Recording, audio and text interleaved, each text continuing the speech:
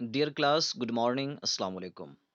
Students, today we are going to learn your chapter number 6.1 from your communicative English class 8th. प्यारे बच्चों, आज हम आपका जो चैप्टर पढ़ने वाले हैं, उस चैप्टर का नाम है global warming.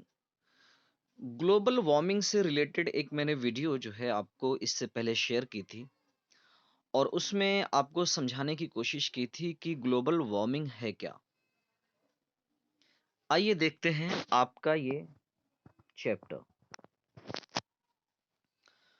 Do you know some people in cold regions grow their gardens in a green house.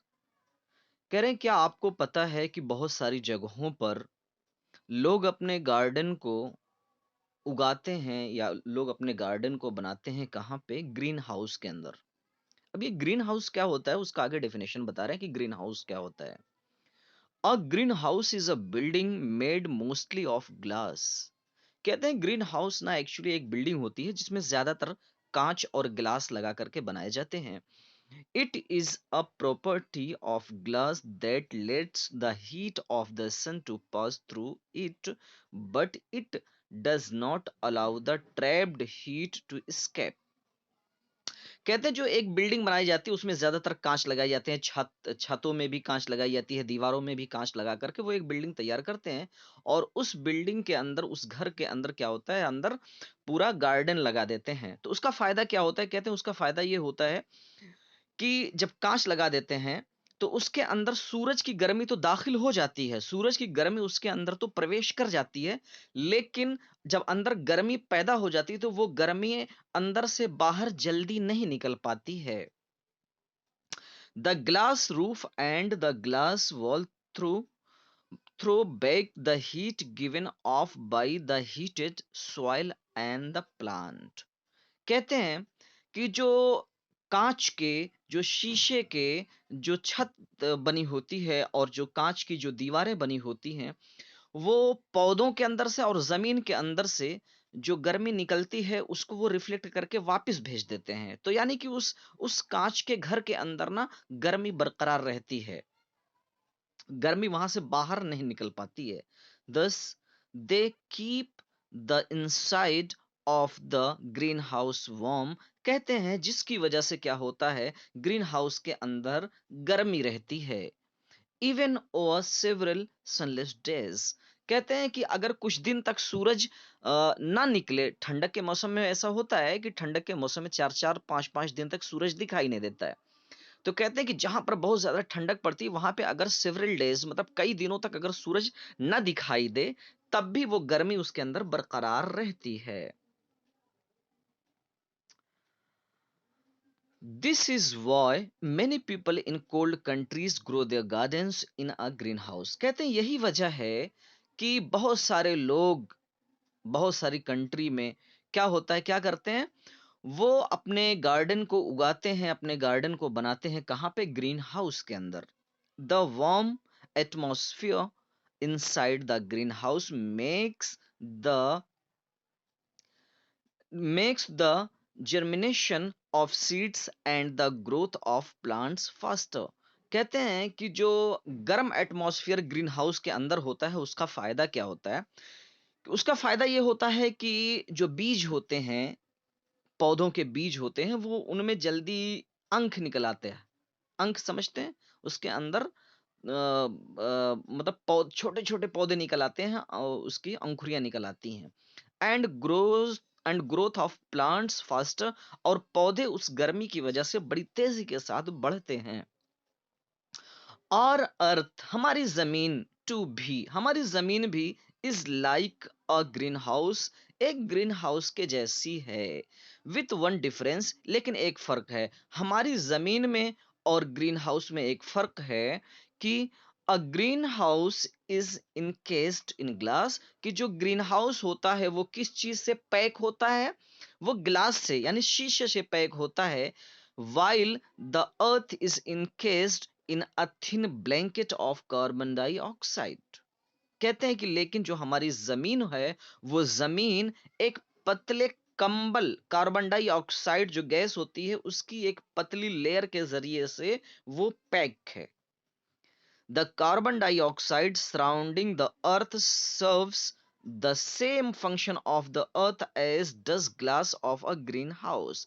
कहते हैं कि ये कार्बन डाइऑक्साइड जो हमारी जमीन के चारों तरफ एक पतली सी लेयर बना करके घेरे हुए है, वो बिल्कुल उसी तरह काम करता है जैसे कि ग्रीन हाउस में कांच काम करता है, शीशा काम करता है। It helps to keep the earth warm.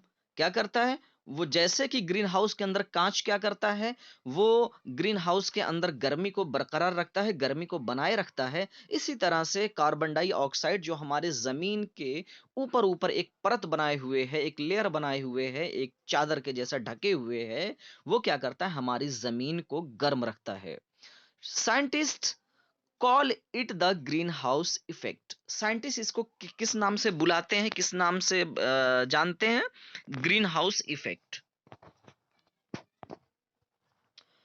The amount of carbon dioxide in the air is only 0.03%। कहते हैं कि हमारी जो हवा में कार्बन डाइऑक्साइड की जो मात्रा है वो कितनी है? 0.03% है। Yet all plant and animal life depends on it। कहते हैं इन्हीं इतनी छोटी मात्रा में जो कार्बन डाइऑक्साइड है, इन्हीं पर पूरी दुनिया के जानदार और पूरी दुनिया के पेड़ पौधे इन्हीं पर जो है डिपेंड करते हैं, इन्हीं के भरोसे रहते हैं। The percentage of carbon dioxide in the air is kept almost constant by a series of natural process। अब देखिए इसे समझने की कोशिश करते हैं। कहते हैं कि जो कार्बन डाइऑक्साइड का जो हवा के अंदर परसेंटेज है, वो क्या होता है? वो लगातार, कहते हैं वो लगातार एक नेचुरल प्रोसेस के जरिए से वो तब्दील होता रहता है, वो बना रहता है। ठीक है? कि जैसे इंसान क्या होता है, इंसान सांस अंदर खींचता है तो ऑक्सीजन को खींचता है, बाहर निकालता है कार्बन डाइऑक्साइड को निकालता है। फिर वो पेड़ पौधे कार्बन डाइऑक्साइड को खींचते हैं, ऑक्सीजन निकालते हैं, तो ये एक साइकिल बना होता है। हम कार्बन डाइऑक्साइड देते हैं, पेड़ जो है उसको एब्जॉर्व करके जो है ऑक्सीजन देते हैं। तो इस तरह से ये एक पूरा नेचुरल प्रोसेस बना हुआ है। We call it the carbon cycle. तो ये जो मैंने प्रोसेस आपको बताया है कि हम छोड़ते हैं तो पौधे लेते हैं, पौधे छोड़ते हैं तो हम लेते हैं, ये जो एक साइकिल बना हुआ है इसको साइंस में किस नाम से जानते हैं? कार्बन साइकिल के नाम से जानते हैं। A significant property of carbon dioxide is that, like glass, it allows more heat to pass into the Earth's atmosphere than the allows to pass out।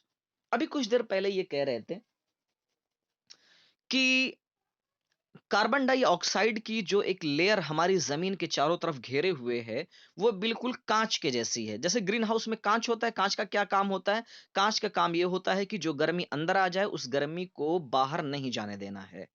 ठीक है? ठीक इसी तरह से ये जो हमारी कार्बन डाइऑक्साइड का जो जो लेयर बनी हुई है, वो उसका भी काम यही है कि वो हमारे एटमॉस्फेयर की जो गर्मी है उसको बरकरार रखे और वो गर्मी उसके बाहर न जाने दे। If the amount of carbon dioxide in the air were to double. कहते हैं कि अगर कार्बन डाइऑक्साइड की मात्रा हमारे इस हवा के अंदर डबल हो जाए, वैसे कितनी, अगर मैं आपसे पूछूं कि इस वक्त कितनी मौजूद है, तो 0.03%। तो अगर ये डबल हो जाएगी तो कितनी हो जाएगी? 0.06 हो जाएगी, डबल हो जाएगी। तो क्या होगा? अगर डबल हो जाएगी तो क्या होगा? The temperature of the earth would rise by 3 degree Celsius. कहते हैं कि तो क्या होगा?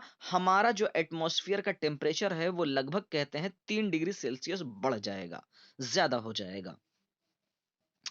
The polar ice caps would start melting. तो कहते हैं कि उसका असर क्या पड़ेगा? जब टेम्परेचर हमारी जमीन का, हमारे एटमॉस्फेयर का जब टेम्परेचर बढ़ेगा तो क्या होगा?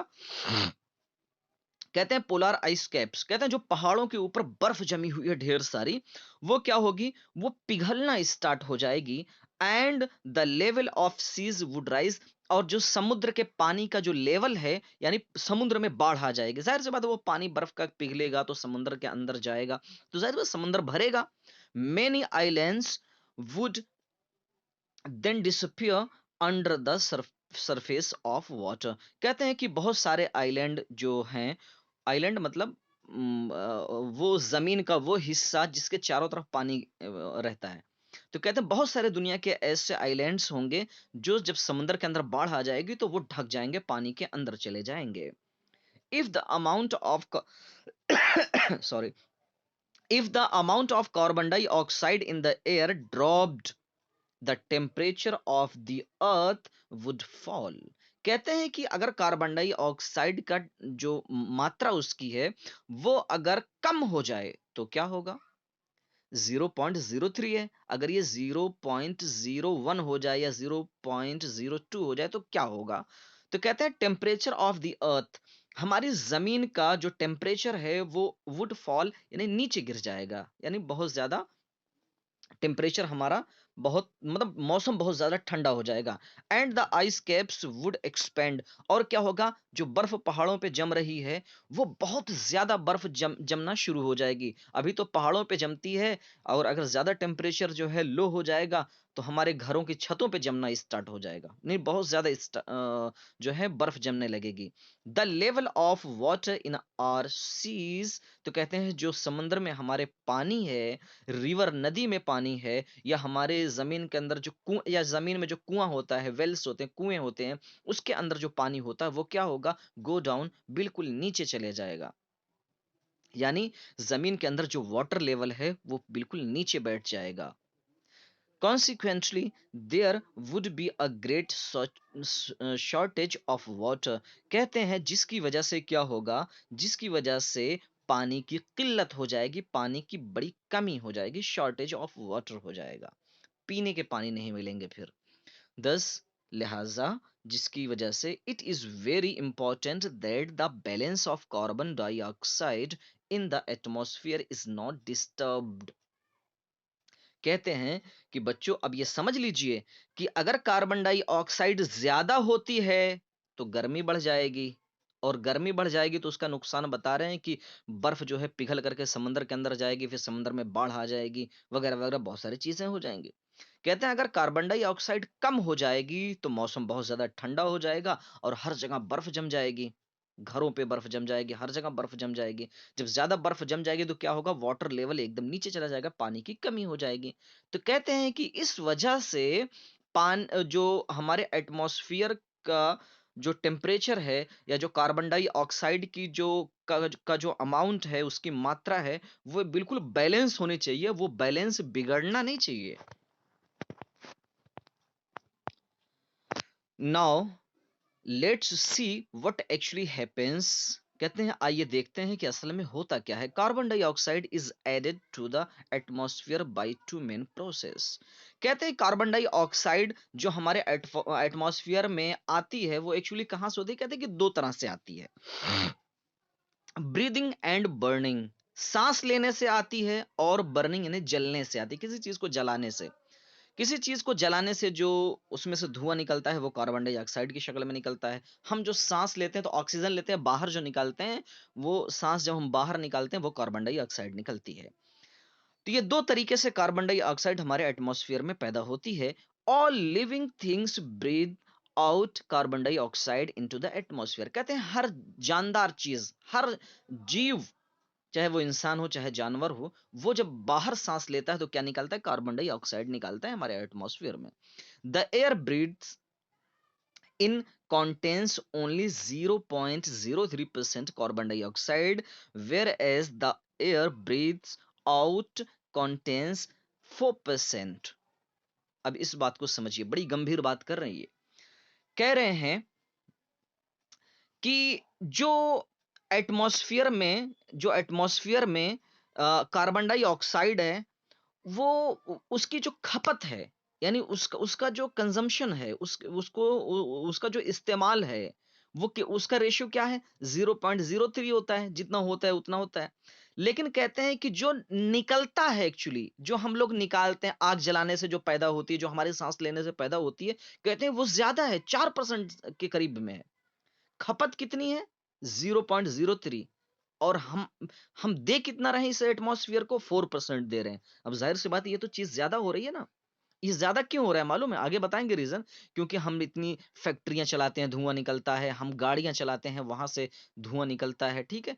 ये इन सारी चीजों से पॉपुलेशन ज्यादा बढ़ रही है, इस वजह से होता है। और दूसरी एक बड़ी वजह यह भी है कि कार्बन डाइऑक्साइड की जो कार्बन डाइऑक्साइड जो गैस होती है, इसकी खपत, यानी इसको जो कंज्यूम करने वाली चीजें कौन सी होती है? पेड़ पौधे होते हैं। तो हम जंगलों को काट रहे हैं, पेड़ पौधे कम कर रहे हैं, तो उसकी जो खपत है, उसका उसका जो कंजम्पशंस है, वो कम हो रहा है। तो और जो हमारी आबादियां बढ़ रही हैं और हमारी फैक्ट्रियां बढ़ रही हैं, तो कार्बन डाइऑक्साइड ज्यादा बढ़ रही है, यानी कि 4% के आसपास में पहुंच गई, जो कि कहते हैं बड़ी खतरनाक चीज है। दस, जिसकी वजह से breathing leads to increasing the amount of carbon dioxide in the air, जिसकी वजह से जो हम सांस लेते हैं, वो हमारी सांस की वजह से कार्बन डाइऑक्साइड की मात्रा कहते हैं काफी ज्यादा इंक्रीज हो रही है, बढ़ रही है। Also Raj also large quantities of carbon dioxide are produced by the burning of wood। कहते एक बड़ी संख्या जो है कार्बन डाइऑक्साइड के बढ़ाने की या उसको पैदा करने की वजह क्या होती है? लकड़ियों का जलना होता है, कोयले का जलना होता है, एंड ऑयल, और ऑयल का जलना होता है।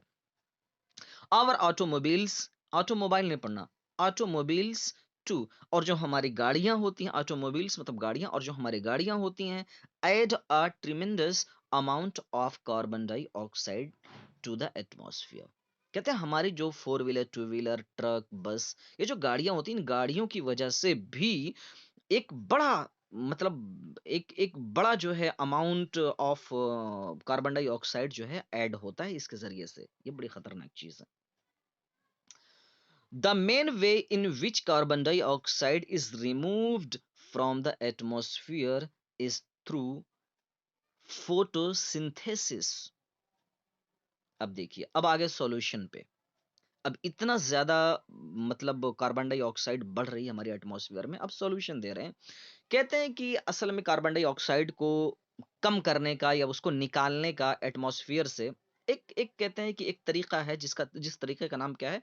Photo photosynthesis. फोटोसिंथेसिस। तो ये फोटोसिंथेसिस जो है, it is a process by which green plants, कहते हैं ये प्रोसेस जो काम करता है, वो हरे हरे पौधों की वजह से होता है, with the help of sunlight, जो सनलाइट यानी सूरज की रोशनी में काम करता है, break up carbon dioxide into carbon and oxygen. कहते हैं क्या होता है फिर वो, क्या करता है? वो कार्बन डाइऑक्साइड को दो हिस्सों में बांट देता है, ऑक्सीजन में और कार्बन में। दो हिस्सों में ये जो है बांट देता है। Carbon is retained by the plants as their food, और जो कार्बन होता है वो पौधे अपने खुराक उसको बना लेते हैं, और ऑक्सीजन जो होती है, oxygen is set free for the use of animal to breathe. कहते हैं और जो ऑक्सीजन होती है, वो जानदार चीजों की सांस लेने के काम आ जाता है। ऑल एनिमल्स डिपेंड डायरेक्टली और indirectly on plants for their food. कहते हैं जितने भी जानदार चीजें हैं दुनिया में, वो सभी जानदार चीजें, चाहे वो डायरेक्टली हो या इनडायरेक्टली हो, वो सारे के सारे पेड़ पौधे और फल और फूलों के ऊपर डिपेंड करते हैं। All our plants in turn depend on carbon dioxide breathes out by animals. कहते हैं कि सारे जो पेड़ पौधे होते हैं, वो डिपेंड करते हैं, जो जानवरों या इंसानों के जरिए से जो कार्बन डाइऑक्साइड निकलती है, वो उन्हीं पर डिपेंड करते हैं। बट नाउ, लेकिन अब, too many of the world's forest have been cut down, लेकिन कहते हैं दुनिया के बड़े बड़े जंगल आजकल काटे जा रहे हैं, कट रहे हैं। We don't have enough plants to treat the carbon dioxide that is being constantly added to the atmosphere. कहते हैं कि जब सारे जंगल काटे जा रहे हैं, तो हमारे पास इतने काफी पेड़ पौधे नहीं है कि इस कार्बन डाइऑक्साइड को जो है हम लोग अपने एटमॉस्फेयर में उसके लेवल को मेंटेन करने के लिए इस्तेमाल कर सकें। दस, more of it stage in the atmosphere which is very harmful for us. कहते हैं कि जिसकी वजह से कार्बन डाइऑक्साइड हमारे एटमॉस्फेयर में बाकी रह जाती है, जो कि हमारे लिए बड़ी ही घातक और बड़ी ही खतरनाक है। Similarly the uncontrolled burning of coal, कहते हैं ठीक इसी तरह से जो कोल, कोल तो मालूम है आपका, कोयला। तो कहते हैं कि कोल यानी कोयला जो जल रहा होता है, वो जो अनकंट्रोल है, लकड़ियां जल रही होती है, उस पे भी कोई कंट्रोल नहीं, फ्यूल एड्स, और जो ईंधन, दूसरे तरह के ईंधन जो जल रहे होते हैं डीजल पेट्रोल की शक्ल में, वो सारे के सारे जो जल रहे होते हैं, वो क्या करते हैं, add to the amount of carbon dioxide in the atmosphere. ये सारी चीजें जो है जल रही होती हैं, उनसे जो धुआं निकलता है, वो जाहिर सी बात है हमारे एटमॉस्फेयर में कार्बन डाइऑक्साइड की मात्रा को बढ़ा रहा होता है। It traps more of the sun's heat and creates a dangerous greenhouse effect. कहते हैं कि ये क्या करता है, ये हमारे सूरज की गर्मी को, और सूरज की गर्मी को ये क्या करता है, सूरज की गर्मी जो होती है उसको क्या करता है, कैद करके रख लेता है। मतलब उसको, मतलब ज्यादा उसको बढ़ा के रखता है, यानी सूरज की जो गर्मी आती है, अब ज़ाहिर सी बात है ज़्यादा कार्बन डाइऑक्साइड है तो ज़्यादा गर्मी को एब्ज़ॉर्ब करके रखेगा। कहते हैं कि इसकी वजह से क्या होता है, बहुत ही खतरनाक होता है हमारे ग्रीन हाउस इफ़ेक्ट के ऊपर। The temperature of the earth is दस राइज़िंग, कहते हैं जिसकी वजह से हमारे ज़मीन का जो टेम्परेचर है, वो बढ़ रहा होता है। And endangering the life of all plants and animals.